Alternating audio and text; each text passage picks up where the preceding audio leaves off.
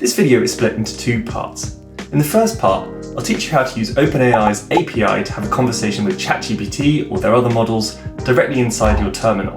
In the second part, I'll teach you how to go a step further. If you want your interaction with an LLM to feel like a conversation where previous parts of the conversation are remembered, then you're going to need to send the entire message history back and forth with every new message.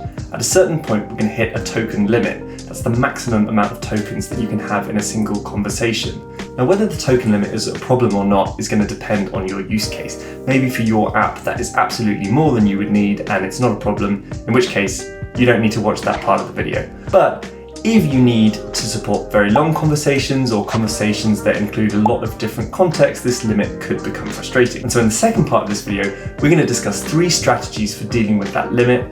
For now though, let's dive in and start coding our command line application where we can have a conversation with GPT-4. So first I'll create a new directory, Node.js OpenAI tutorial, and we'll open up in VSCode.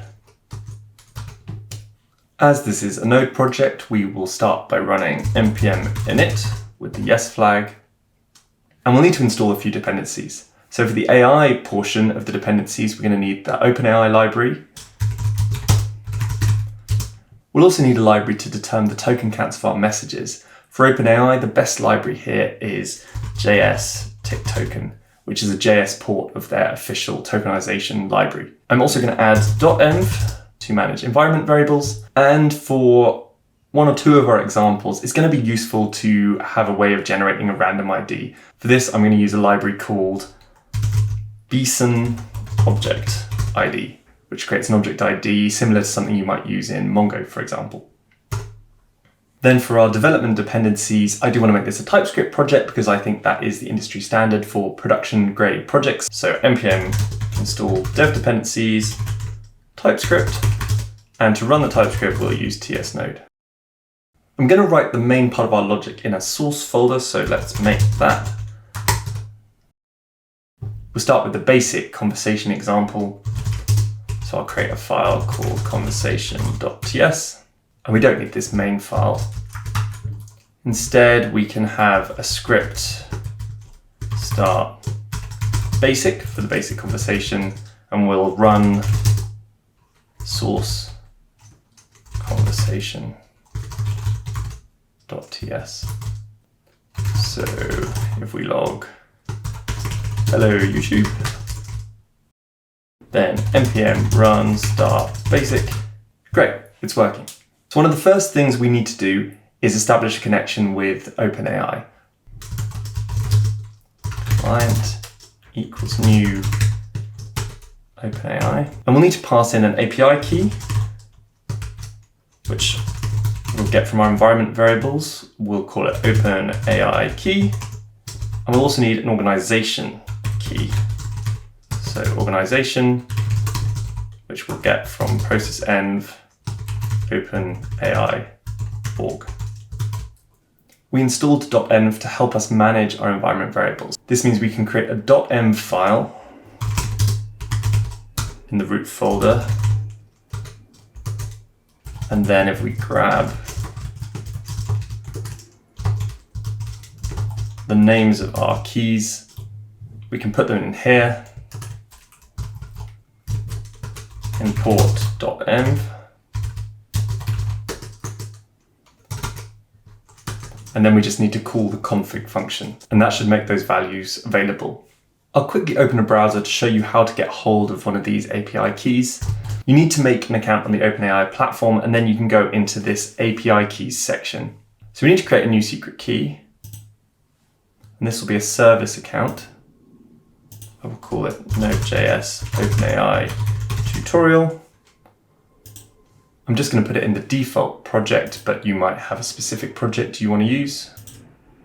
I'll copy this and paste it in here.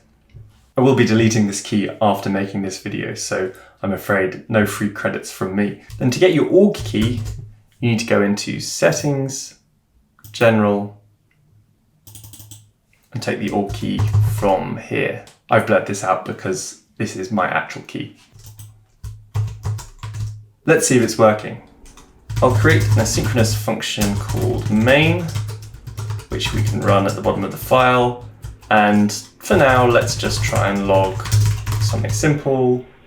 Maybe we can see the models list. So if we run npm run and our basic script, then it's returning a lot of models that we can use, so we know that the connection is working. Because this is a command line application, we're going to need some way of getting a user input from the terminal. For that, we can use the readline library that comes with Node.js. So I will import readline from readline, and we're going to use the promises version so we can await. So we can say const rl equals a new readline interface, with the input being the standard input and the output being the standard output. The core logic of our conversation is going to involve an infinite loop where we speak, then the AI replies, then we have another chance to speak. So we'll say while true, we need to ask for an input from the user. So we'll call RL question and we'll say you. And whatever the user replies, we'll call the answer. Right now, there's no way to get out of the loop and end the conversation, so we can program that in. If the answer is either exit or quit or close, then we'll break out of the loop. And to show the answer is what we expect, I'll quickly log it. So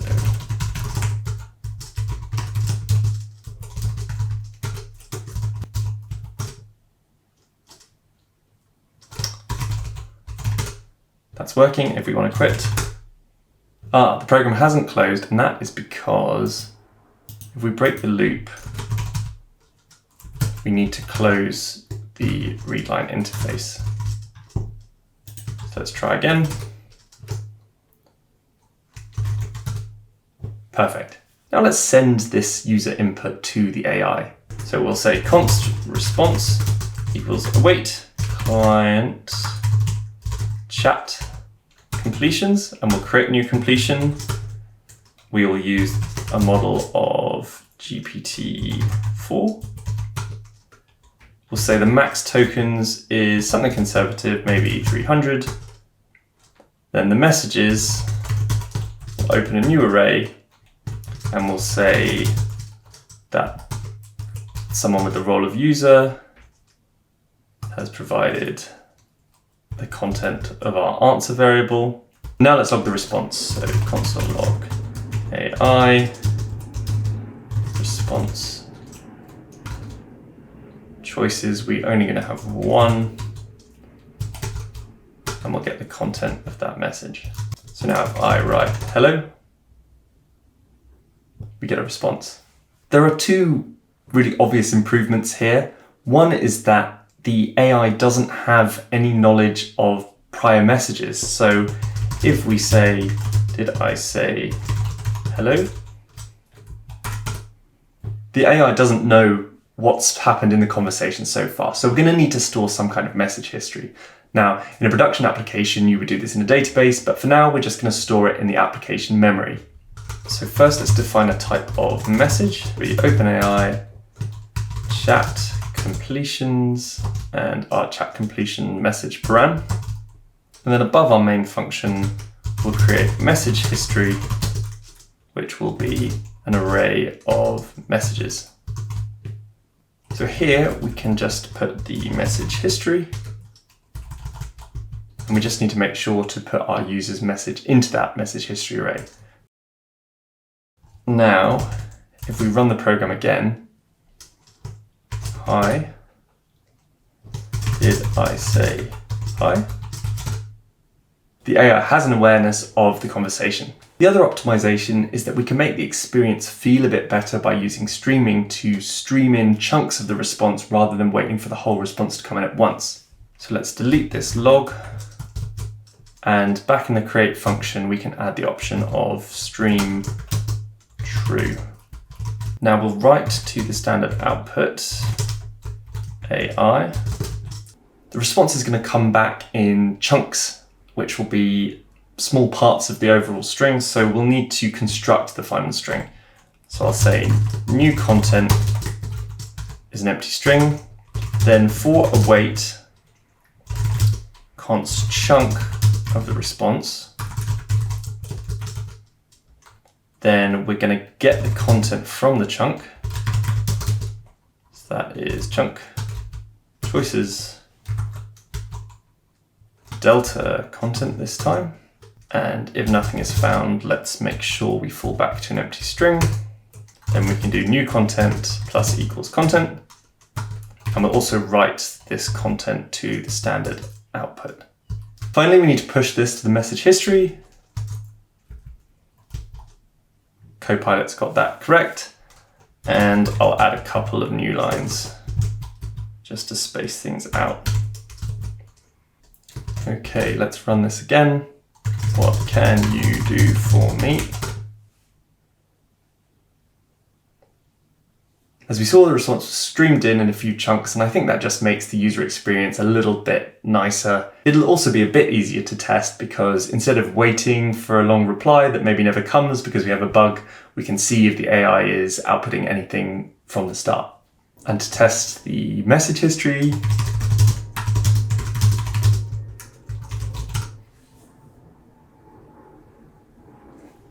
great. So quite quickly, we've got to the point where we can have a conversation with GPT-4 inside of the terminal. Now we're going to go a little bit deeper. Every model has a max token limit for the entire conversation. So that's all the message history and also the amount of tokens that are left for the AI to reply to the user. In the case of GPT-4, the max token limit is currently 8,192 tokens. That's quite a few tokens, but there are still plenty of use cases where this wouldn't be sufficient. OpenAI does provide a fantastic solution for going beyond the context limits, and that's fine-tuning. It's a way for us to use the API to train a model. And this is a really good solution to the problem of scale, except for one thing, and that's that fine-tuning takes a while. For smaller data sets, I have seen it take a few minutes, but for longer, larger data sets, it can take several hours or more. That might be okay for your use case, but it might also be a massive problem. If, for example, you've got new users coming to your application and they have to go away and wait for a few hours before they can do what they want to do, that might be a massive issue. The strategies that we're going to talk about offer ways to get more out of these token limits without having to wait for minutes, hours, however long it is. I have 3 different strategies to share. I'll create a file for each of these strategies. And in our package.json file, we'll create scripts to run each one.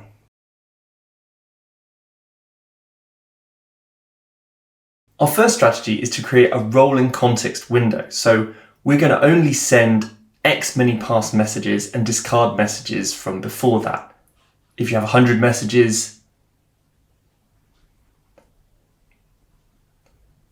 for example, we could only send the last 10 messages, or to be a bit smarter about it, we can calculate the token counts of each message and send as many of the most recent messages as fit within the limit. So let me copy everything from conversation.ts into our strategy 1. The first change is that we need a way to calculate token counts. So I will create a new encoding using the encoding for model function from the JS token library, and we will use GPT-4. Then alongside our message history array, I'm going to have another array of the token counts. These 2 arrays will need to match up exactly. So every index of the token counts array should correspond to the same index of the message history array.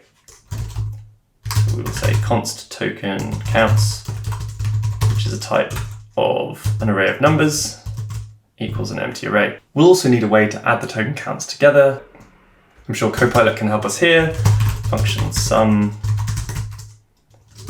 Perfect. Then all that's left to apply the strategy is to trim the message history when it gets a bit too big. So we can say while the sum of the token counts is greater than some arbitrary limit.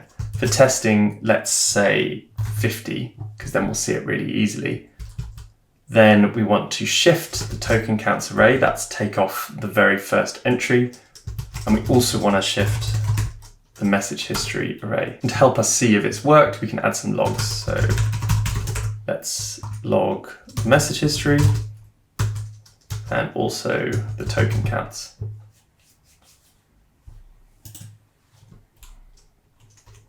npm. So now we'll run this file with npm run start1. And I've realized I've forgotten to add anything to the token counts array. So let's quickly go up there. And when we push a message, we can also push the token count. So we run the encode function for our encoding on the answer, and then that gives us an array of numbers, which are the tokens, and then we can get the length of that array. We also need to do this for the AI's response. Token counts push. Okay, let's try again.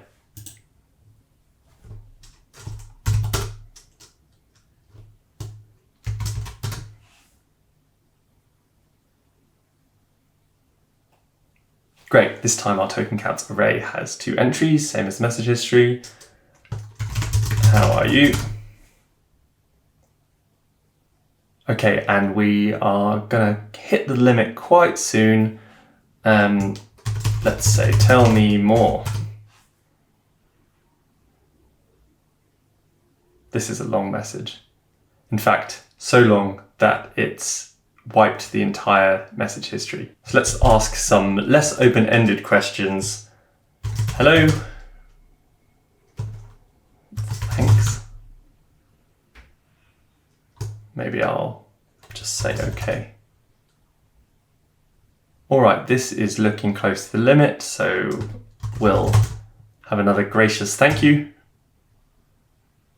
And there we can see, if I put this window higher, we can see we've lost these first 4 messages to make room for the reply. And that's keeping the total message history under 50 tokens. In practice, of course, we probably have a much bigger limit, probably the token limit for the conversation as a whole. So we could put 8192 here. So that's the first strategy. You can see it's relatively simple, and now we'll never have to worry about hitting the conversation token limit. But we can still squeeze more out of the tokens that we have available to us. My second strategy is to summarize the message history. That means using AI to summarize each message and then adding the summaries to the message history rather than using the full messages. So I'm going to copy what we have for strategy 1 and paste it into strategy 2.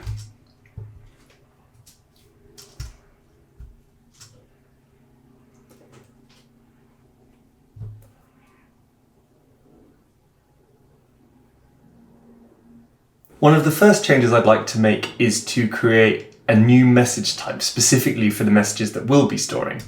So we'll keep this type of message, but we'll have a new type of stored message, which includes everything we have in message, but we're also going to put the token count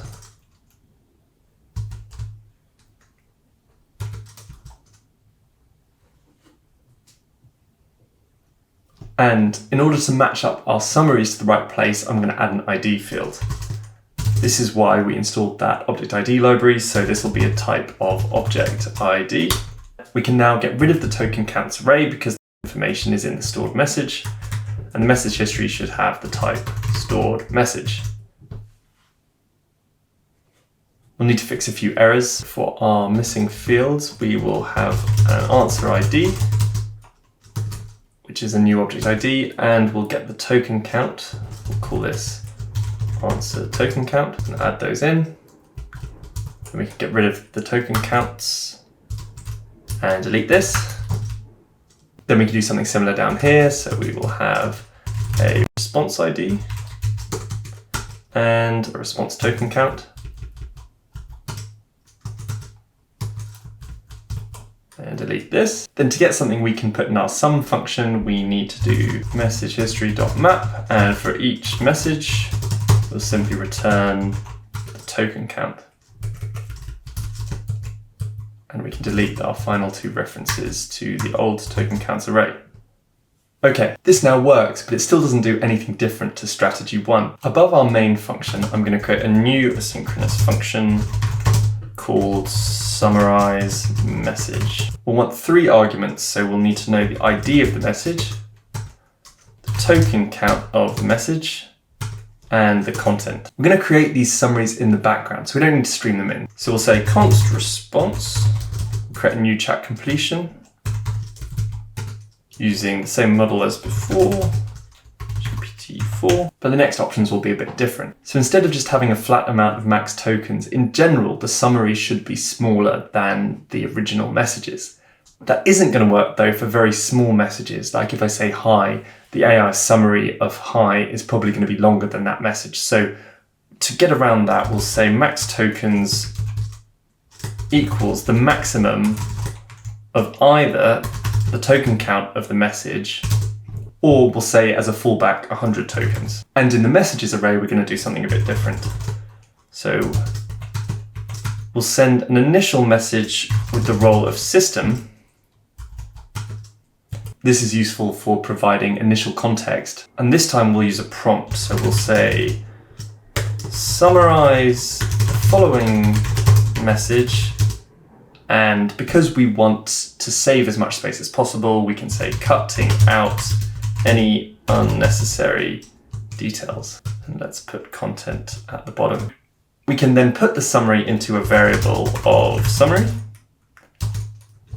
So that's response choices, message, content, or an empty string. Get the token count. And we'll only want to override the message history if the summary is smaller than the original message. So we can say, if the summary token count is smaller than the message token count, then we'll find the index of the relevant message. So message index equals message history, find index.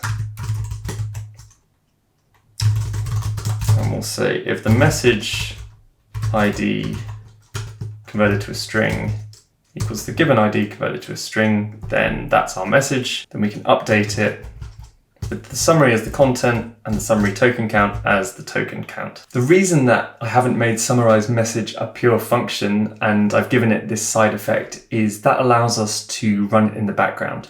For our user, it means there's no delay. They ask a question and get a reply and they don't have to wait for a summary to be created. That happens in the background and it builds up a message history full of those summaries. So when we push a new message to the message history, we can also call summarize message. We'll do the same below for the reply. Also, because we've added some custom fields to our message history, I want to take those out before we send that message to OpenAI. So we can map our messages. So we're only sending the role and the content, and we'll type that as a message. We're still logging our message history, so we should be able to see what's going on. Let's give this a go. So run the start function for strategy 2. Let's open with our classic hello. And now we can see the message history has our additional fields. Let's ask something a bit more complicated. That was a more complicated reply, so I'm hoping that our summarize function has been able to condense it. We can't yet see the summary because it's happening in the background, but we should see it when we type another message. So if I say, thanks, and at the top there we have a shorter version of the AI's original reply. So it's now 37 tokens, and if I scroll up, it used to be 70. So that's pretty good. That's almost half the size of the original token count. So you can see how if you're having a detailed conversation with a lot of long replies, they could potentially be condensed quite a lot. Whether this strategy is right for you is going to depend on your use case and whether these summaries are good enough. If language style is something that's important to you, you may lose information that you would want. But if you're more interested in key information and that's all you really need, then this could be an extremely powerful strategy. And in some scenarios, you may be able to get twice the context or information into the same maximum token limit. So I think this is a really powerful strategy for certain use cases. I have one final strategy to share with you, and that is to divide your message into excerpts based on topic. And then instead of message history, you're only going to provide the data of topics that are relevant to the question being asked. You could probably already get a sense of the trade-offs that are at play here. For example, now we're relying on the AI to create and identify useful topics. But if our core goal is to absolutely maximize the amount of context that we can fit into our token limit, this is an even more powerful technique. So I'm going to copy strategy 2 and we'll now go into the strategy 3 file. And we'll paste what we've got so far. We have quite a few things to change. First, we can't just rely on our message history as we'll need some way of storing our topics and the excerpts that relate to them. We'll create a new variable called topics, and this will be an object, so we can type it as a record. where the keys are the topic names, so a string, and then the values are an array of excerpts, so a string array. And we'll start it as an empty object. Next, we're going to need to create some new prompts. Because they're a bit longer and a bit more complex, I'm going to create functions that make these prompts.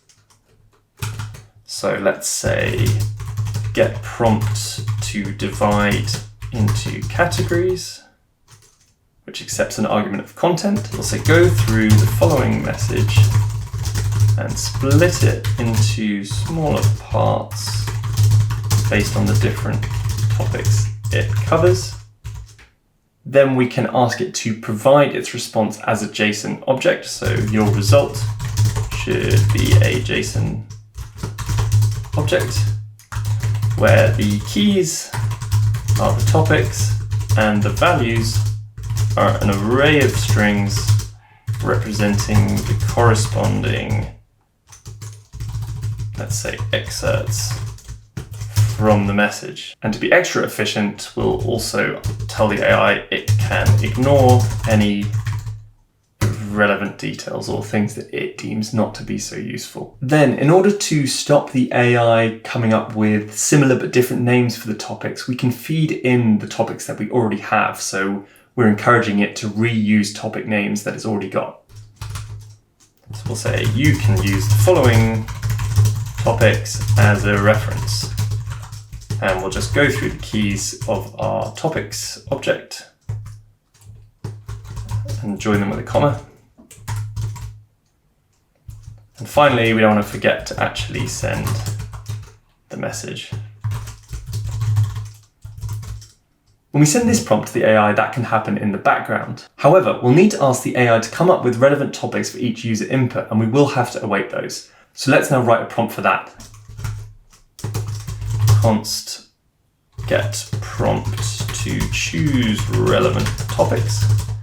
So this will take the user's input, which we'll call the question, and a list of topic names. For this prompt, we'll say which of the following topics are relevant to the user's question. As above, we'll ask for a JSON format.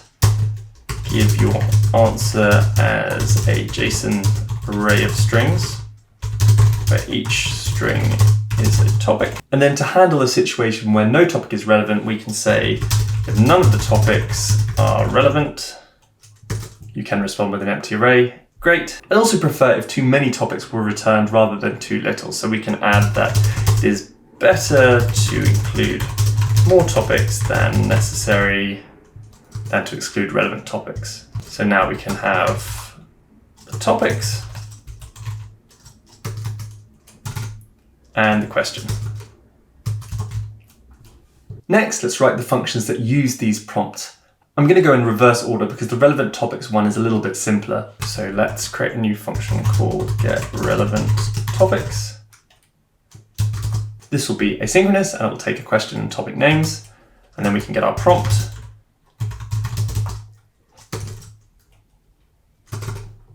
Before talking to GPT-4, if we don't have any topic names, we can exit early.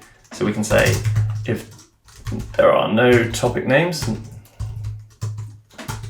then we'll return an empty array. We need to think about the amount of tokens that are going to get returned. Because we're expecting JSON, that adds in punctuation. So I'm going to suggest that we ask for up to twice as many tokens as we put in.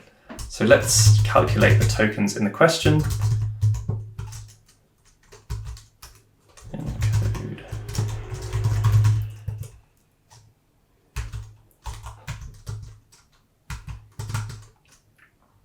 And now we can send a request to GPT-4.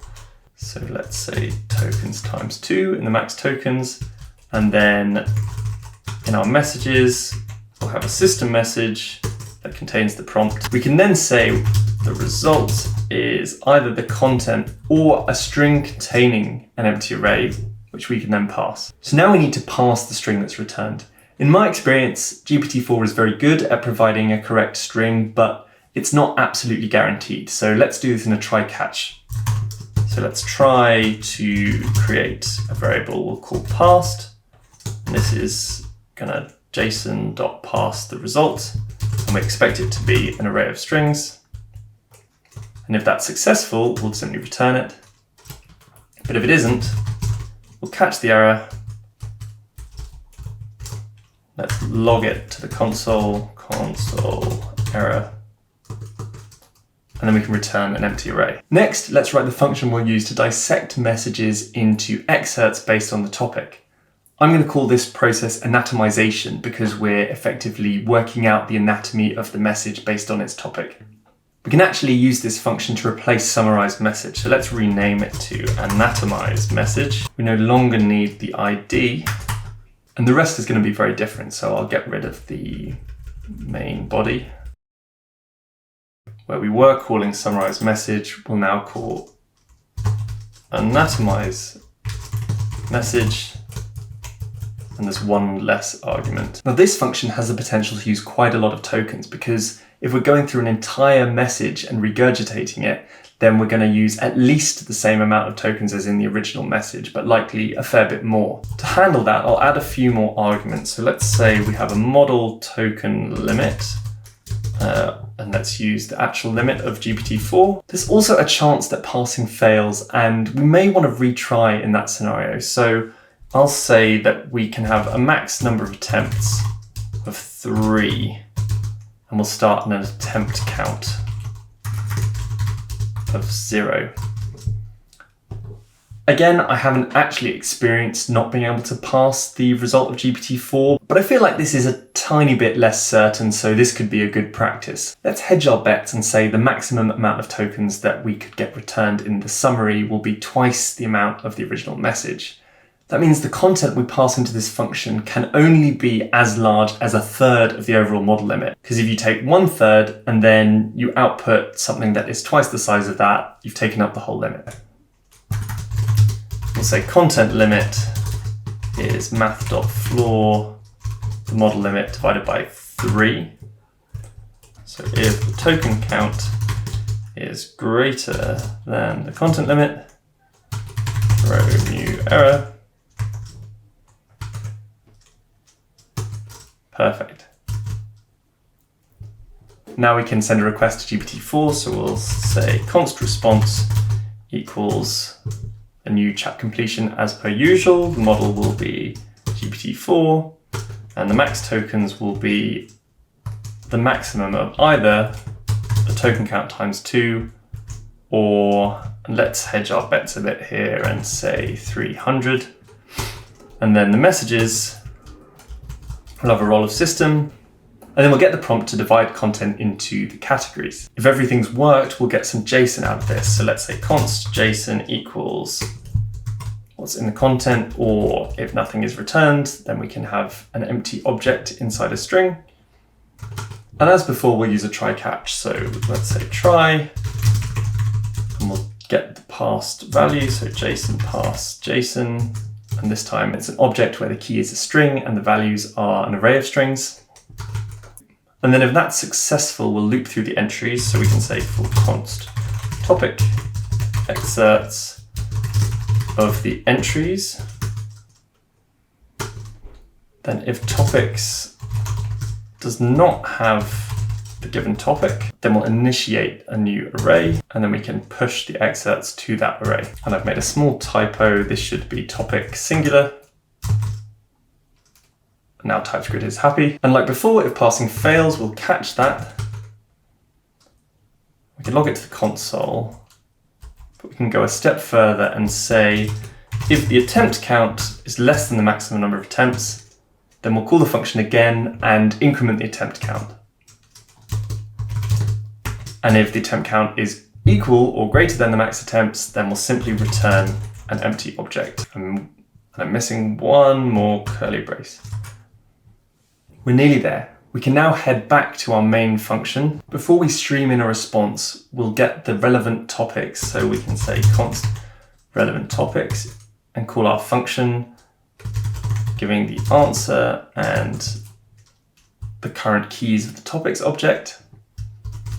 And then we can use those topics to get the relevant excerpts. So const relevant excerpts We'll map through the topics, take the relevant ones, and then flatten this so it's an array of strings. Here, I am going to keep some message history because anatomization runs in the background and it might take a while. So let's keep the last 10 messages. We can use slice and -10 to grab those.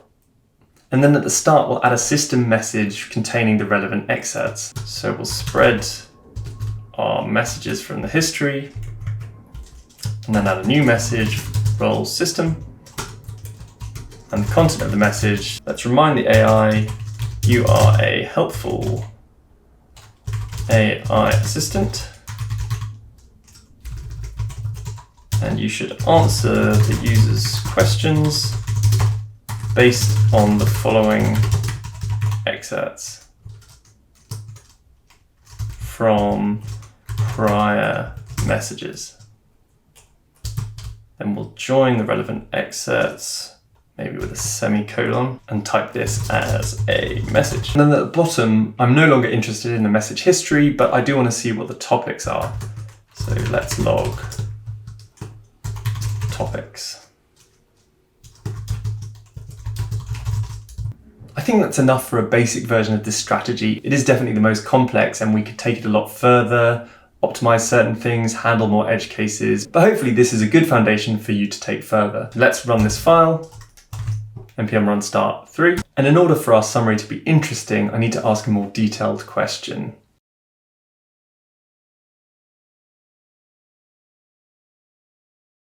So we can see that the anatomize function has already created a topic for my question. We can't see the excerpts from the reply yet because that's happening in the background, but if I now say thanks, let's make this terminal a lot bigger. So what's interesting about this example is that the AI has deemed that everything it said fits into the topic of Star Wars trilogy query. And that's probably fair. So maybe we can tweak what we've written. Let's try only anatomizing the AI's responses and not the original user question. That works here, that may not work in your use case. If I comment this line out. To do this, we'll also need to handle the possibility that there are no relevant excerpts. So if there are relevant excerpts, we'll return this, otherwise null. And then we can filter out the nulls, like so.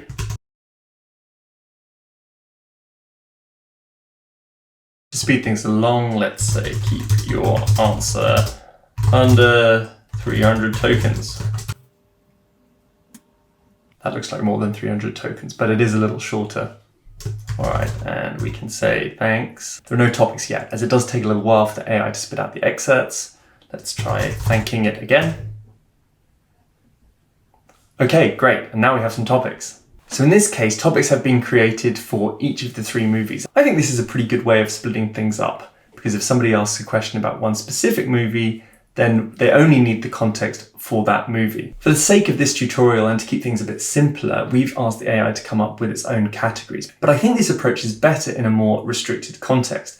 So if your application is focused on a specific thing, such as film plots, you can provide a list of topics in advance and direct the AI in a way that's most useful for your application. If you know, for example, that you're likely to want responses based around things like dialogue, then providing this in advance can really tailor the AI to your specific needs. So this approach may not be useful for every use case, but where it does work, it can massively increase the amount of context that you can get into the token limit. I do believe this is the most powerful of the 3 strategies, but as you can see with my examples, it's taking a bit of wrangling to get the system to behave in the way that we want. I wanted to add that you can also combine aspects of the different strategies. For example, this 3rd strategy might be very useful in scenarios where you need to front load a conversation with a lot of context, but then it's no longer important to split messages into different topics. So the initial context could be taken from topics, but then we don't want to anatomize the rest of the conversation. Instead, we could summarize the rest of the conversation and or have a rolling window of messages as in strategy 1. I have one more bonus tip, which is that working with this sort of thing, it's very useful to use a debug mode. So I'll show you how to do that in VS Code. We can create a new folder called .vscode, and inside that we'll create a file called launch.json, and then I'll copy in a launch configuration. If you want to try this out for yourself, I'm going to put a link to this repo in the comments so you can copy and paste this file. Then if I go into one of our strategy files, let's use 2 as an example, So if you go into the debugging panel, then you can see this tutorial project debugger, which is what we've just created in the launch.json. So click that. Then we'll add a breakpoint. I'll put one right at the bottom of our while loop. Then we press play. And now debugger is running. And if we look back in the terminal, we've also created a terminal where we can send a message. So let me say hi, and then we can see all the variables. I think this is particularly useful for tracking things like the message history. So in this strategy, we might want to see our summaries. We can watch the message history variable. And as you can see, we've got our two summaries. Then if we want to continue the conversation, we can go past the breakpoint. It gives us an opportunity to write another message. Let's say, okay. Now we have a message history with 4 items, and we can keep doing this. It's just a convenient way to keep track of all the data that I used while I was creating this, and I found it really helpful. So that's everything I wanted to share today. We've covered 3 really interesting strategies for scaling up conversations and getting more out of the token limits. I'd love to read your thoughts and feedback in the comments. If you found this video useful, please consider giving it a like, and see you in the next one.